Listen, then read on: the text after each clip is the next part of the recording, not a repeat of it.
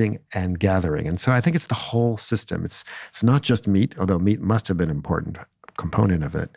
But the whole hunting and gathering system is really a way to get more energy, right?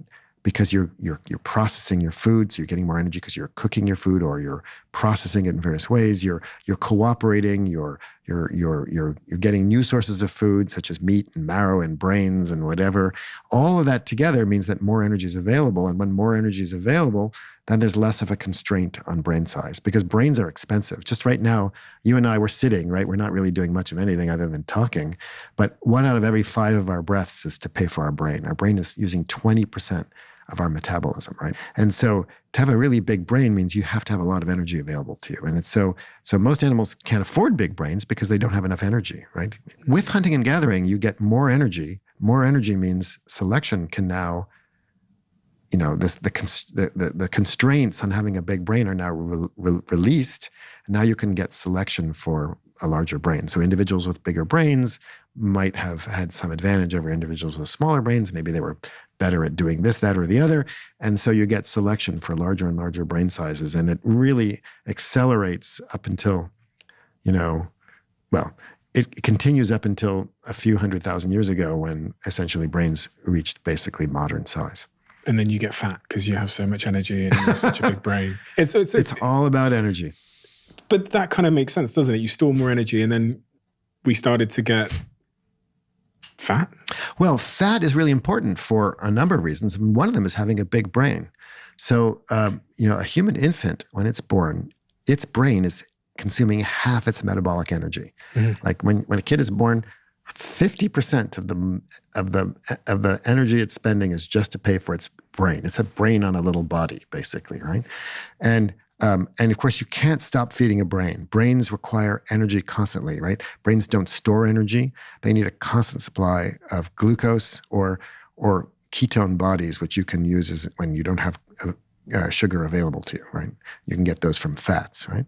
So human infants are born unusually fat. A guy named Chris Kazawa showed that, we know that a human baby when it's born is about 15% body fat, way more than any other species, right? And that brain, all that fat is really kind of like money in the bank to make sure that brain always has energy available to it. And furthermore, he had published a really cool paper a few years ago which showed that when an infant's brain is growing, right, in the first few years of life, when it's growing really fast, that's when its body fat levels are going down. And when it's storing a lot of fat, that's when its brain isn't growing very much. So there's a trade-off in energy between fat and brains as we're growing. So big brains and fat bodies are intimately connected. So we want to make sure our babies are fat. A fat baby is an essential, fundamental human adaptation. And the body fat that we have, a typical human has much more body fat than most animals. Most primates have about 4 or 5% body fat. Most mammals have about 4 or 5% body fat, whereas a skinny human has maybe 10 to 25% body fat, right? So that body fat is not only important for brains, but it's also important for our reproduction because a typical mother nursing, for example, right? Hunter-gatherers will nurse for about 3 years. Nursing is really expensive. It costs about 600 calories a day to produce breast milk.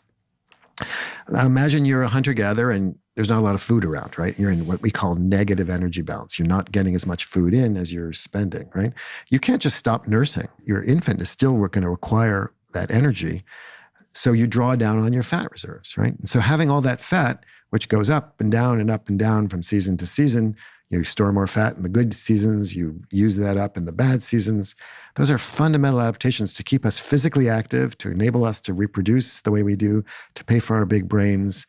They're part of, our kind of relatively high level of fat and our predisposition to store fat is fundamental to our species. We wouldn't be here if we didn't have all that fat.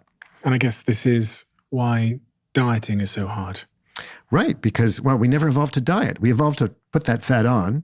We did evolve, of course, to use it when we needed it, right? But we never evolved to get rid of fat. No, there was never, in an absence of obesity, there wouldn't be selection for that kind of physiological system to lose fat without needing it. Because when we try and diet, it does feel like our